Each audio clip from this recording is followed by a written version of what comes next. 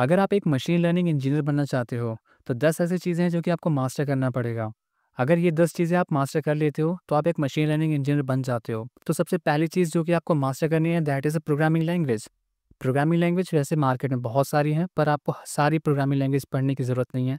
आपको सिर्फ़ एक प्रोग्रामिंग लैंग्वेज पढ़नी है, दैट इज़ पाइथन। तो आप पाइथन से शुरुआत कर सकते हो।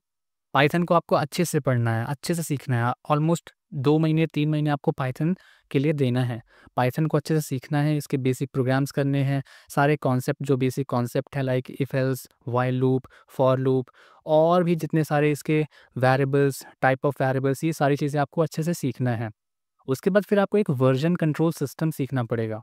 वर्जन कंट्रोल सिस्टम क्यों सीखना है? ताकि आप अपने कोड में कोई चेंजेस हैं तो उसको ट्रैक कर सको। आप किसी दूसरे क्रिएटर या दूसरे डेवलपर के साथ कोलैबोरेट कर सको। इस वजह से आपको गेट सीखना पड़ेगा। सो गेट वर्जन कंट्रोल सिस्टम आप सीख सकते हो। फिर आपको मूव करना है डेटा स्ट्रक्चर्स एंड एल्गोरिदम्स पर। डेटा स्ट्रक्चर्स एंड एल्गोरिदम्स को समझना बहुत ही ज़्यादा इंपॉर्टेंट है। सो अगर आप एक एमएल इंजीनियर बनना चाहते हो तो सबसे पहले आपको 5 से 6 महीने डेटा स्ट्रक्चर्स एंड एल्गोरिदम्स को देना पड़ेगा। अब कैसे देना है? देखो, सबसे पहले आपको डेटा स्ट्रक्चर्स के बारे में पता होना चाहिए। एरे क्या होता है, string, Q, stack, link list, graph, tree, ये सारे कैसे काम करते हैं, क्या इनकी स्पेशलिटीज़ हैं, इनके कुछ बेसिक और इंटरमीडिएट लेवल के क्वेश्चंस आपको सॉल्व करने हैं। आप लीड कोड का यूज़ कर सकते हो। आप लीड कोड में इसके ईज़ी और मीडियम लेवल के प्रॉब्लम सॉल्व कर सकते हो। अराउंड 200 क्वेश्चंस आपको सॉल्व करने हैं। सो आपको लगभग 5 से 6 महीने डेटा स्ट्रक्चर्स एंड एल्गोरिदम्स को स्ट्रॉन्ग करने के लिए देना है। इससे आपकी प्रॉब्लम सॉल्विंग स्किल्स अच्छे से डेवलप हो जाएगी।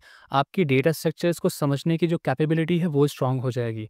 ओके, सो हम 5 से 6 महीने डेटा स्ट्रक्चर्स एंड एल्गोरिदम्स को दे चुके हैं। फिर आपको मूव करना है एसक्यूएल पर। SQL means structured query language. यह एक क्वेरी लैंग्वेज है जो कि आप डेटाबेस बनाते हो, आप टेबल्स बनाते हो, आप एंटिटीज़ के साथ कनेक्शंस बनाते हो, रिलेशनशिप्स बनाते हो, आप मॉडल्स बनाते हो, डिफरेंट डिफरेंट मॉडल्स को एक्सेस करते हो, डेटा को एक्सेस करते हो। तो ये सारी चीज़ें जो होती है वो स्ट्रक्चर्ड क्वेरी लैंग्वेज के थ्रू होती है। तो ये चीज़ें आपको बहुत स्ट्रॉन्ग करनी पड़ेगी। तो इसके लिए आपको ऑलमोस्ट 1 से 2 महीने, मैं बोलूँगा आपको 2 महीने एसक्यूएल सीखने के लिए, एसक्यूएल के कॉन्सेप्ट को स्ट्रॉन्ग करने के लिए आपको देने चाहिए। ठीक है? फिर हमें मूव करना है मैथमेटिक्स एंड स्टैटिस्टिक्स सेक्शन पर। सो मैथमेटिक्स और स्टैटिस्टिक्स सेक्शन हमें स्ट्रॉन्ग करना पड़ेगा। स्ट्रॉन्ग क्यों करना पड़ेगा? Just because to optimise machine learning algorithms. अब मशीन लर्निंग एल्गोरिदम्स को ऑप्टिमाइज़ करने के लिए हमें सब कुछ नहीं पढ़ना पड़ेगा, हमें कुछ चीज़ें ही देखनी पड़ेगी। जैसे आपको लीनियर अलजेब्रा, कैलकुलस, प्रोबेबिलिटी और स्टैटिस्टिक्स, बस इतनी चीज़ें हैं। हम इसके बेसिक कॉन्सेप्ट को समझ लेंगे। इसके लिए हमें कुछ चीज़ें ज़्यादा स्ट्रॉन्ग करनी पड़ेगी, जैसे हमें लीनियर अलजेब्रा, कैलकुलस और प्रोबेबिलिटी को थोड़ा-सा हमें स्ट्रॉन्गली समझना पड़ेगा, राइट? तो इसके लिए हम 2 से 3 महीने इनको स्ट्रॉन्ग करने के लिए दे सकते हैं। उसके बाद हम मूव करेंगे data preparation and visualisation section पर। इस पर हम काफ़ी सारी चीज़ें सीख रहे होंगे। जैसे हम सीखेंगे डेटा को क्लीन कैसे किया जाता है, डेटा को ऑर्गेनाइज़ कैसे किया जाता है, डेटा को विजुअलाइज़ कैसे किया जाता है, और ये सारी चीज़ें सीखने के लिए आपको कुछ टूल्स यूज़ करने पड़ेंगे। जैसे आपको पैंडास सीखना पड़ेगा, आपको नमपाई, मैटप्लॉटलिब और सीबॉर्न जैसी लाइब्रेरीज़ को आपको एक्सप्लोर करना पड़ेगा।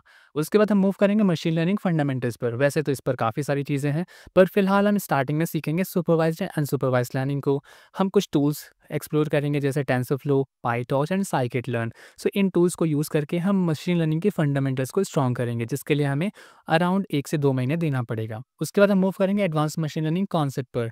इस पर हम कवर करेंगे एंसेंबल लर्निंग को, फिर हम कवर करेंगे डीप लर्निंग को। उसके बाद हम मूव करेंगे NLP, that is natural language processing, जिससे हम टेक्स्ट से भी डेटा को डिराइव कर सकते हैं। एंड कंप्यूटर विज़न सीखेंगे। कंप्यूटर विज़न का यूज़ करके आप पिक्चर्स से, आप वीडियोज़ से भी डेटा को डिराइव कर सकते हो। अब बारी आती है प्रैक्टिकल की। तो प्रैक्टिकल के लिए आपको सीखना पड़ेगा मॉडल डिप्लॉयमेंट। अब मॉडल डिप्लॉयमेंट के अंदर काफ़ी सारी चीज़ें आती हैं। जैसे सबसे पहले आप सीखोगे वेब सर्विसेज़ को क्रिएट करना। अब वेब सर्विस क्रिएट करने के लिए आपको कोई फ्रेमवर्क आना चाहिए। आप सीख सकते हो फ्लास्क या फिर ज़ेंगो का यूज़। फ्लास्क और ज़ेंगो का यूज़ करके आप वेब सर्विसेज़ क्रिएट करोगे। अब उसको कंटेनराइज़ करना पड़ेगा। अब कंटेनराइज़ करने के लिए आपको डॉकर सीखना पड़ेगा। डॉकर क्यों सीखना पड़ेगा? डॉकर का यूज़ करके आप मॉडल्स को पैकेज कर सकते हो। आप मॉडल्स को एक जगह इकट्ठा कंटेनराइज़ कर सकते हो। उस मॉडल को आप कहीं पर भी किसी के साथ शेयर कर सकते हो, किसी भी मशीन, किसी भी प्लेटफ़ॉर्म पर रन कर सकते हो। अब एक आखिरी चीज़ जो कि आपको सीखनी चाहिए, that is prompt engineering. Prompt engineering आज के टाइम पर सॉफ्टवेयर इंजीनियर्स को, एमएल इंजीनियर्स को सबको आना चाहिए। जस्ट बिकॉज़ हम कोई भी प्रोग्रामिंग लैंग्वेज में कुछ भी चीज़ें लिख रहे हैं, कोई अगर कहीं पर हमें प्रॉब्लम होती है, कहीं पर हमें डिबग करना है, कोई एरर आती है, तो उसको रेक्टिफ़ाई करने के लिए, उस एरर को समझने के लिए, उन चीज़ों से रिलेटेड कोई नया फ़ीचर डिराइव करने के लिए, अपने नया फ़ीचर्स को बिल्ड करने के लिए, ठीक है? तो उसके लिए प्रॉम्प्ट इंजीनियरिंग काफ़ी ज़्यादा इम्पॉर्टेंट है और अगर आप एक अच्छे प्रॉम्प्ट इंजीनियर हो, तो आप कोई भी टाइप का सॉफ्टवेयर, कोई भी टाइप का मॉडल बहुत ही आसानी से खुद से बना सकते हो। तो प्रॉम्प्ट इंजीनियरिंग सीखना बहुत ही ज़्यादा इम्पॉर्टेंट है। प्रॉम्प्ट इंजीनियरिंग सीखने के लिए आपको बेसिक चैट जीपीटी का यूज़ करना आना चाहिए। आप बेसिक एआई टूल्स को यूज़ करना आना चाहिए। उन एआई टूल से जो भी आप रिज़ल्ट निकालना चाहते हो, तो उस पर एक सही तरीके से प्रॉम्प्ट लिखना आना चाहिए। तो ये चीज़ें जब आप अच्छे से सीख लेते हो और आप पर डे 3 से 5 घंटे आप सीखने के लिए देते हो, तो आप विदिन 12 टू 20 मंथ्स आप एक अच्छे एमएल इंजीनियर बन जाते हो। जिसके लिए मैं बोलूँगा आप 2 साल भी दे सकते हो। आप 2 साल अगर इन चीज़ों को प्रॉपर फ़ॉलो करते हो, जो चीज़ें मैंने आपसे डिस्कस कर रखी हैं इस वीडियो पर, मतलब जो 10 पॉइंट्स मैंने डिस्कस कर रखे हैं, जो 10 एसेंशियल टूल्स आपको डिस्कस कर रखे हैं, इन चीज़ों पर आप वन बाय वन आप सीखना स्टार्ट करते हो। पर डे 4 से 5 घंटे, 3 से 4 घंटे आप देना स्टार्ट करते हो। आप सही तरीके से सीखते हो, रिवाइज़ करते रहते हो, एक्सप्लोर करते रहते हो। तो आप एक बेसिक लेवल के काफ़ी अच्छे मशीन लर्निंग इंजीनियर बन सकते हो। तो आई थिंक आपको समझ में आ गया होगा कि आपको क्या-क्या चीज़ें करनी है। तो अगर आपको ये वीडियो पसंद आया हो तो वीडियो लाइक ज़रूर करना, एक छोटा-सा कमेंट ज़रूर करना और ये वीडियो अपने दोस्तों के साथ शेयर ज़रूर करना। मिलता हूँ आपसे नेक्स्ट वीडियो में। Till then keep learning, keep exploring and keep smiling.